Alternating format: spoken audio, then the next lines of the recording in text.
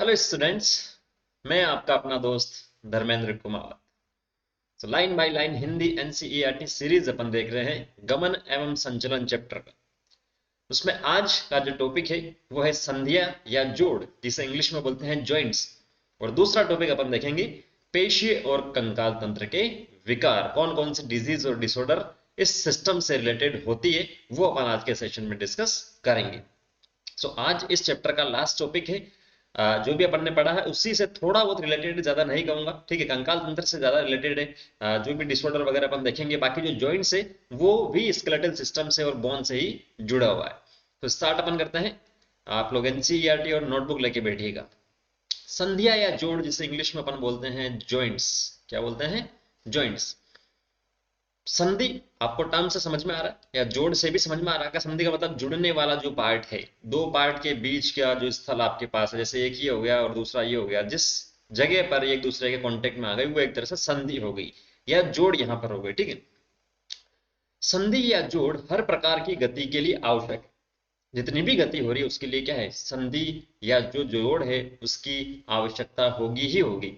जिसमें शरीर की अस्थियां सहयोगी होती है।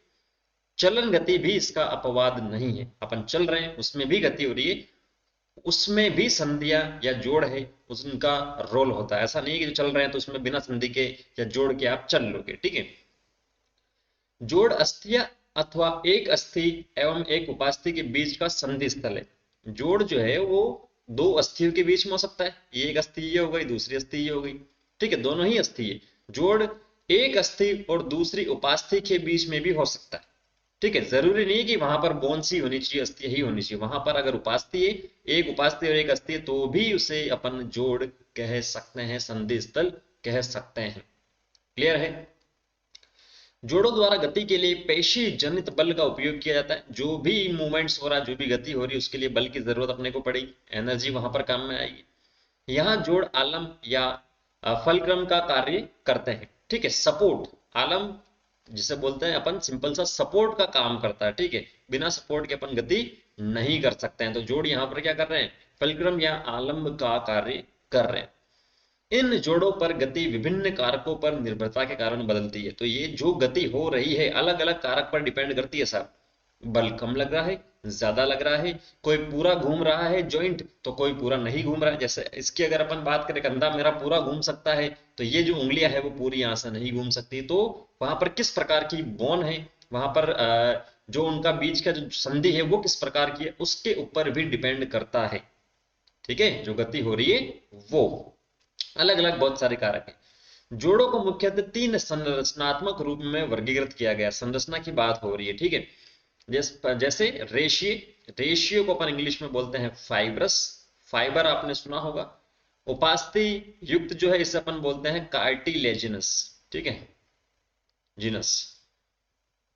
और साइनोवियल तो सबसे लास्ट में लिखा है, इंग्लिश में भी इसे साइनोवियल ही अपन इसे बोलते हैं। तो तीन जो प्रकार के जो जोड़ हैं वो यहाँ पर होते हैं, रेशिए, उपास्थि और साइनोवियल। संरचना के आधार पर और साथ साथ में इनके कार्य भी इस संरचना के आधार पर अलग अलग होंगे, जो यहाँ पर डिस्कस कर रखा है। रेशियो मतलब रेशा, ठीक है। रेशियो जोड़ किसी प्रकार की गति नहीं होने देते। मान लो एक अस्थि अपने पास ये है, दूसरी अस्थि ये है, तो इनके बीच में जो आपके पास जोड़ है, तो ये अगर रेशियो है तो इसमें किसी भी प्रकार का मूवमेंट नहीं होने दूंगा इन दोनों बोन्स का। जैसे स्कल की अपन बात करें, जो खोपड़ी में अपनी अस्थियां होती है, उनमें किसी भी प्रकार से मूवमेंट नहीं होगा। मान लो ये अपने पास कोई भी इंसान है और ये इसकी खोपड़ी इस प्रकार से, तो अपन ने देखा था कि आगे वाली जो बोन होती है वो फ्रंटल होती है, यहाँ पर ये फ्रंट में जो सबसे आगे, उसके बाद में ये पीछे पैराइटल है, उसके बाद में यहाँ टेम्पोरल होती है और सबसे लास्ट में क्या होती है? ऑक्सीपिटल होती है। तो यहाँ जैसे कि अगर अपन बात करें कि ये जो फ्रंटल और पैराइटल बोन, इसके बीच में ये जोड़ हो गया सर, ये जोड़ हो गया, ये यहाँ जोड़ हो गया। तो ये जो जोड़ है ये किसी भी प्रकार से गति को परमिशन नहीं दे रहा, अलाउड नहीं कर रहा, ठीक है। बहुत ज्यादा सख्त है, मजबूत है ये, तो किसी प्रकार की गति नहीं होने देता है। इस तरह के जोड़ द्वारा कपाल की, स्कल की चपटी अस्थियां जो घने रेशीय संयोजित तक की सहायता से सीवन या सूचर्स के रूप में कपाल बनाने के लिए संयोजित होते हैं। तो यहाँ जो आपके पास ज्वाइंट बना है उसे अपन ने सूचर बोला है। इस प्रकार का जो डायग्राम मैंने अभी बनाया था आपके पास, ये फ्रंटल था, ये पैराइटल था, तो ये आपके पास यहाँ क्या कर रहा है? ये सूचर बनाता है। जो संधि है उसकी अपन बात कर रहे हैं, ठीक है। C1 के रूप में या जिससे सूचर के बोल रहे हैं वो कपाली के लिए संयोजित करता है। किससे बनाता है? घने संयोजी उत्तकों से गति नहीं होती इसके अंदर। दूसरा, उपास्थि युक्त जोड़ों में, ठीक है, जो जोड़ है दूसरा अपने पास कार्टिलेजिनस आया है या उपास्थि युक्त आया है, उसमें क्या होती है, अस्थियां जो है आपस में एक दूसरे के साथ में तो होती ही है। जोड़ संधि का मतलब एक दूसरे के पास में तो होगी होगी अस्थि या उपास्थि, तो ठीक है। तो अस्थियां आपस में किससे जुड़ी होती है? उपास्थियों द्वारा जुड़ी होती है। काफी इंपॉर्टेंट है। अस्थियां किससे जुड़ी होती है? उपास्थि द्वारा जुड़ी होती है। नाम से अपने को पता चल रहा है उपास्थि युक्त, ठीक है। उपास्थि युक्त का मतलब उपास्थि अस्थि के साथ में है। एक तो आपके पास बोन होगी ही होगी, दूसरा जो है वो बोन भी हो सकता है, वो आपके पास उपास्थि या कार्टिलेज भी हो सकता है, ठीक है। इस प्रकार से आप चाहो तो लिख लो, एक तो आपके पास बोन होगी ही होगी, बोन प्लस आपके पास या तो बोन हो सकती है जिसे अस्थि बोलते हैं, या कार्टिलेज या जिसे उपास्थि बोलते हैं। दोनों में से कुछ भी होगा अगर, तो ये आपके पास क्या कर लेगा? जॉइंट बना लेगा, संधि बना लेगा, या जोड़ यहां पर बना लेगा। तो यहां पर अपने पास उपास्थि युक्त में क्या है? अस्थियों के साथ में उपास्थि है। कशेरुक दंड में, कशेरुक दंड जो आपके पास पीछे की जो बैकबोन होती है, ये कोई बंदा इस प्रकार से वापस है, अरे इसका मुंह ऐसा कैसा हो गया, ठीक है। ये नाक है, ये इसका मुंह है, ये इसकी खोपड़ी है, और यहां से आपके पास कशेरुक दंड जो स्टार्ट होती थी क्या, ये इस प्रकार से जो पीछे की ओर मैंने आपको बताया था। टोटल 712 511 याद रखने के लिए इसका फॉर्मूला भी लास्ट लेसन में मैंने बताया था। 7 आपके पास ग्रीवा वाली होती है, ठीक है। फिर आपके पास 12 जो है वक्षीय वाली होती है, फिर लंबर वाली होती है, त्रिक वगैरह, ठीक है। तो वो जो है यहाँ पर जो कशेरुक दंड है, ये आपके पास टोटल 27 बोन थी लगभग, है ना। 7 और 12 कितने हो गए आपके पास? 19 और 5 24 25 26 ये हो गए लगभग, ठीक है।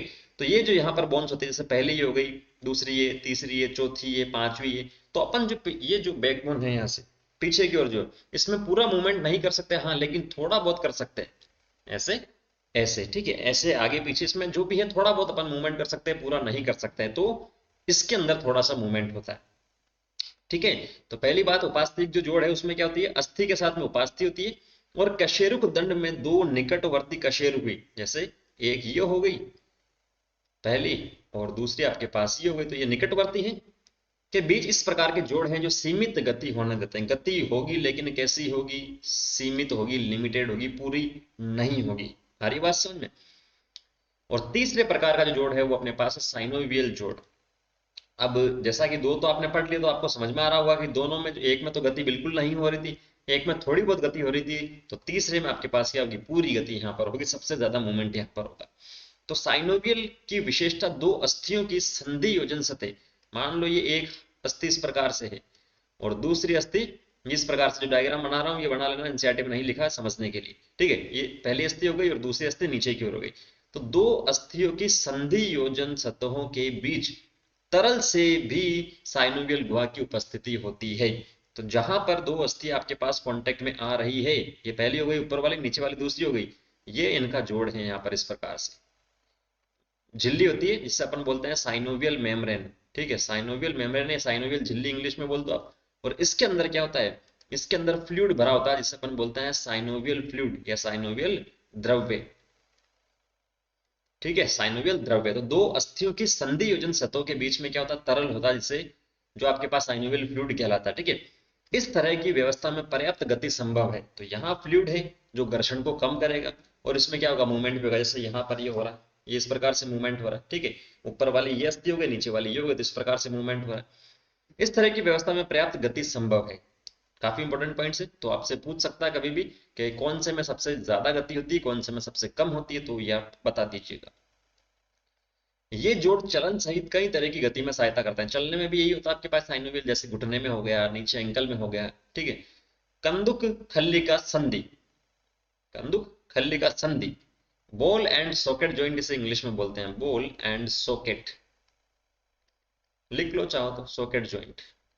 जैसे ये आपके पास ऊपर अपन ने बात की थी कि ये अपने पास क्लेविकल होती है, यहाँ अपने पास क्या होती है? स्केपुला वगैरह होती है। तो ये जो जहां पर जुड़ते हैं वहां पर एक गुहा का निर्माण करते हैं, ये गुहा थी मान लो, इस प्रकार सिंपल से समझाने के लिए बता रहा हूँ।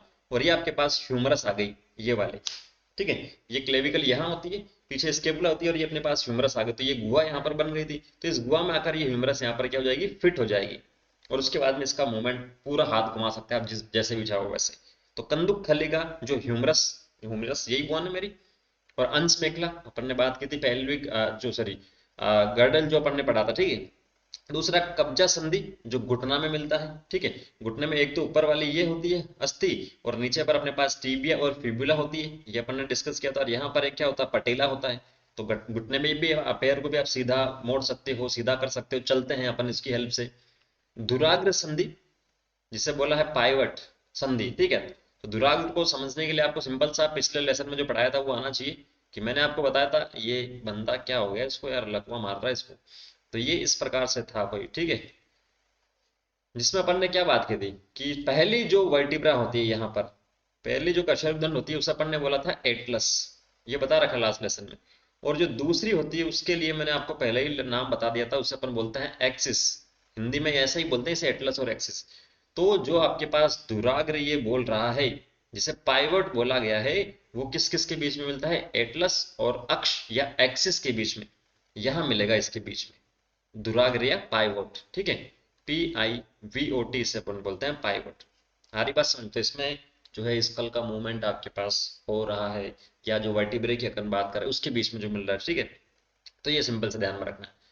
नेक्स्ट विसर्पी संधि, ग्लाइडिंग संधि कार्पल्स के बीच में। तो जो कार्पल अपने पास है ये वाली, ये जो 8 अपने पास थी, ठीक है। तो इनमें जो मूवमेंट हो रहा है उसे अपन विसर्पी बोलते हैं। और सबसे लास्ट में सेडल जॉइंट, जो अंगूठा अपने पास है, ये अंगूठा, अंगूठा की अपने पास कार्पल और मेटा कार्पल्स के बीच में जो हो रही है वो इसका उदाहरण है। तो इसमें जो 5 एग्जाम्पल आपके पास लिखे हैं साइनोवियल में वो इंपॉर्टेंट है। नाम के साथ में आपको क्या करना है, जैसे आपको टेबल बना लेनी है सिंपल सी। एक तो आपके पास पार्ट लिख लीजिए या जॉइंट लिख लीजिए कुछ भी। जैसे ये विसर्पी संधि लिखा है तो विसर्पी आप इधर लिखेंगे, विसर्पी संधि इधर लिखेंगे आप, और उधर क्या लिखेंगे, किस किस के बीच में मिलता है। तो पार्ट आप लोग लिख लेंगे यहाँ पर किस में मिलता है, कार्पल्स के बीच में, ये कार्पल्स लिख देंगे कार्पल्स के बीच में। फिर आप दूसरे में जैसे नीचे लिखेंगे सेडल, तो ये किस किस के मिलेगा, अंगूठे का जो कार्पल और मेटा कार्पल उसके बीच में मिलेगा। तो ये जो 5 एग्जाम्पल लिखे हैं इनको आपको ध्यान में रखना, काफी इंपॉर्टेंट है, बहुत ज्यादा इंपॉर्टेंट है, 5 स्टार लगा सकते हैं आप, क्योंकि ये पूछा गया है, AIPMT में पूछा गया है। क्लियर है। तो यहाँ पर अपने पास ज्वाइंट भी क्या होता है, कंप्लीट होता है। बाकी जो जैसे इसकी अगर अपन बात करें, जो रेशिय है उसमें केवल एक एग्जांपल आपके पास स्कल वाला है, कपाल का। उपास्थि युक्त है उसमें केवल आपके पास जो कशेरुक एनसीईआरटी के हिसाब से, बाकी और भी एनसीईआरटी से बाहर, लेकिन एनसीईआरटी के हिसाब से कशेरुक है। साइनोवियल में आपके 5 एग्जांपल जो दे रखे हैं, जैसे मैंने बताया, एक साइड में आप लिख लो ज्वाइंट, दूसरे साइड में किसके बीच में मिल रहा है वो, तो काम अपना आसान हो जाएगा। नेक्स्ट, पेशी और कंकाल तंत्र के विकार, disorders of muscular and skeletal system. तो कुछ 5-6 विकार अपने को दे रखे हैं, यहां से भी क्वेश्चन पूछा गया है नीट में, तो इंपॉर्टेंट है, एक एक लाइन के हैं सारे, तो विस्तार मार्क करना है, क्या है सारे इंपॉर्टेंट इसमें। तो सबसे पहला है माइस्थेनिया ग्रेविस, इंग्लिश में भी लिखा है। यह एक स्व प्रतिरक्षा विकार है। स्व प्रतिरक्षा का मतलब क्या होता है, अपने शरीर की जो कोशिकाएं होती है, जैसे एक कोशिका ये है फर्स्ट कोशिका, और ये अपने पास दूसरी कोशिका, ये अपने पास तीसरी कोशिका। स्व प्रतिरक्षा में क्या होता है, अपना जो शरीर होता है उसकी जो भी कोशिकाएं होती है वो खुद की कोशिकाओं पर ही अटैक करना शुरू कर देती है। वो अपने और पराये में विभेद करना भूल जाती है कि नहीं यार ये तो मेरा भाई है, ये मेरी बहन है, तो इनको मैं नहीं खाऊं या इन पर अटैक नहीं करूं, ठीक है। तो वो खुद की कोशिकाओं पर या खुद के जो बॉडी पार्ट है उस पर अटैक करेगा, उसे अपन बोलते हैं स्व प्रतिरक्षा विकार। खुद की ही रक्षा अपन नहीं कर पा रहे, खुद पे ही अटैक कर रहे हैं। तो माइस्थेनिया ग्रेविस क्या है, स्व प्रतिरक्षा विकार है जो तंत्रिका पेशी संधि को प्रभावित करता है। अपन ने बात की थी जो मसल्स था उसमें जो भी कॉन्ट्रेक्शन हो रहा था, संकुचन हो रहा था, वो कहां से आ रहा था, वो आपके पास मस्तिष्क से मैसेज आ रहा था। मस्तिष्क से तंत्रिका आ रही थी, ये तंत्रिका अपने पास है, और प्रेरक तंत्रिका की अपन ने बात की थी, और ये आपके पास मान लो कोई पेशी है, ठीक है। तो जो तंत्रिका और पेशी की संयोजन स्थल है यहाँ पर, ये प्रभावित होगा, ये वाला, जिससे सही से संकुचन नहीं होगा, ठीक है। तो इससे कमजोरी और कंकाली पेशियों को पक्षघात होता है। तो सही से यहाँ पर कांटेक्ट में नहीं है, या जो भी चेंजेस हो रहा है तो उसमें कॉन्ट्रेक्शन सही नहीं होगा। आप सोच रहे हो कि यार हाथ का मूवमेंट ऊपर होना चाहिए लेकिन वो पीछे हो रहा है, उठा रहे हो अपने आप कहीं दूसरी डायरेक्शन में जा रहा है, तो इस प्रकार से वो आपके पास स्व प्रतिरक्षा विकार है, माइस्थेनिया ग्रेविस। दूसरा है पेशी दुष्पोषण, मस्कुलर डिस्ट्रोफी। डिस्ट्रोफी का मतलब डैमेज, ठीक है, अपहासन जिसे बोलते हैं। किसका अपहासन होगा, मसल्स का होगा। विकारों के कारण कंकाल पेशी का अनुक्रमित अपहासन, मतलब वहां से वो डैमेज हो रही है, ठीक है, वहां से वो डैमेज हो रही है। नेक्स्ट अपतानिका, शरीर में कैल्शियम आयनों की कमी से पेशी में तीव्र ऐंठन, ठीक है, पेशी में कभी कभी ऐंठन आ जाता है, किसकी वजह से? कैल्शियम आयन की कमी की वजह से। हो सकता है कभी ऑप्शन में दे दे सोडियम, मैग्नीशियम, पोटेशियम, तो आपको आंसर क्या मानना है? कैल्शियम+2 मानना अगर हो तो। ठीक है, अब बताने का संधिशोथ ऑर्थराइटिस। आइटिस का मतलब मैं आपको पहले से ही बता चुका हूं, आइटिस का मतलब होता है सूजन या इन्फ्लामेशन। और ऑर्थ्रो जो अपन टर्म यूज में लेते हैं वो अपन यूज में लेते हैं जॉइंट के लिए या संधि के लिए। तो जॉइंट में संधि में सूजन आता है उसे अपन बोलते हैं ऑर्थराइटिस। जोड़ों की शोथ, शोथ का मतलब सूजन, या आप लिख लो चाहो तो ऑर्थराइटिस जो इंग्लिश में लिखा है, स्क्रीनशॉट ले लो। अस्थि सुशीरता, ओस्टियोपोरोसिस। ओस्टियोन अपन टर्म यूज में लेते हैं बोन के लिए, अस्थि के लिए, ये भी आप लिख लो। ठीक है, पोरोसिस का मतलब वहां से वो वीक हो रही है। यह उम्र संबंधित विकार है, काफी इंपॉर्टेंट है, पूछ लेगा निम्न में से कौन सा उम्र संबंधित विकार नहीं है या विकार है, तो ये आपको ध्यान रखना, ऑस्टियोपोरोसिस या अस्थि सुशीरता। उम्र संबंधित विकार है जिसमें अस्थि के पदार्थों में कमी से, ठीक है, अस्थि के जो पदार्थ, अस्थि अस्थि में क्या मिलते हैं? जो अपने पास सोडियम के कार्बोनेट और बाइकार्बोनेट, जो अपन ने डिस्कस किया था, जो कंकाल तंत्र जब चौथे या पांचवें लेसन में मैंने आपको बताया था, या लास्ट लेसन में बताया था। तो जो सोडियम के जो भी लवण हैं वो यहाँ पर क्या हो रहे हैं? कमी हो रही है। अब जैसे मान लो पहले ये बहुत सारे लवण थे तो ये स्ट्रॉन्ग थी, मजबूत थी, लेकिन अब आपके पास कमी हो गई तो इसके अंदर क्या होगा? ये जो सोडियम के सोल्ट है वो कम हो जाएंगे, वो कम हो जाएंगे तो ये क्या हो जाएगी? वीक हो जाएगी, इसे अपन बोलते हैं अस्थि भंग। ठीक है, तो उसकी संभावना यहाँ पर क्या होती है? प्रबल होती है, बढ़ जाती है। एज रिलेटेड है, एज बढ़ने के साथ साथ होता है। एस्ट्रोजन स्तर में कमी इसका एक सामान्य कारक है। तो एस्ट्रोजन एक हार्मोन होता है जिसे अपन रिप्रोडक्टिव सिस्टम में पढ़ते हैं, प्रजनन तंत्र में। तो अगर इसकी कमी होती है, वो भी मेनली किसके किसके लिए रेस्पॉन्सिबल होगा? अस्थि सुशीरता या ओस्टियोपोरोसिस के लिए। ठीक है, और सबसे लास्ट में लिखा गाउट। गाउट में क्या होता है? जो भी जोड़ है, ये मान लो कोई अस्थि थी, ये दूसरी कोई अस्थि थी, और ये आपके पास साइनोवियल मेम्ब्रेन झिल्ली थी और इसके अंदर फ्लूइड है, तो जो जोड़ है उसमें क्या होगा? यूरिक अम्ल का जो क्रिस्टल है, ये मान लो इसके अंदर ये यूरिक एसिड जो है, जो वेस्ट होता है, जिसे उत्सर्जन तंत्र में अपन ने पढ़ा था। अगर आप मेरे साथ साथ पढ़ रहे हैं, देख रहे हैं, तो आप याद कर रहे हैं, तो सब कुछ समझ में आपको आता है। तो जो यूरिक एसिड जो जॉइंट्स के बीच में, जो यूरिक एसिड जो वेस्ट है, वो जॉइंट्स के बीच में जाकर जमा होना स्टार्ट कर लेगा, जिसकी वजह से इन जॉइंट्स में क्या आ जाएगा? शोथ आ जाएगा या सूजन यहाँ से आ जाएगी, और उसे ही अपन क्या बोलते हैं? GOUT, gout. क्लियर है? तो जोड़ों में यूरिक अम्ल कणों के जमा होने के कारण जोड़ों की शोथ, जोड़ों का सूजन, उसे अपन बोलते हैं गाउट। तो ये आपके पास जो टोटल 6 शोथ हैं, किससे रिलेटेड? पेशी और कंकाल तंत्र के रिलेटेड। ठीक है, तो यहां पर अपना चैप्टर भी क्या होता है? कंप्लीट होता है। उम्मीद मैं करता हूं आपको समझ में आया है। कोई डाउट है तो आप कमेंट सेक्शन में कमेंट करके पूछ सकते हैं। डाउट की पिक्चर आपको शेयर करनी है तो इंस्टाग्राम पर मैं आपको धर्मेंद्र कुमार से मिलूंगा। अगर आप यूज करते हैं इंस्टाग्राम तो वहां डाउट की पिक्चर शेयर कर सकते हैं, डाउट वहां आपके क्लियर हो जाएंगे। सो नेक्स्ट सेशन में अपन मिलते हैं नेक्स्ट चैप्टर के साथ में, नर्वस सिस्टम, तंत्रिका तंत्र के साथ में। तब तक ऑल द वेरी बेस्ट।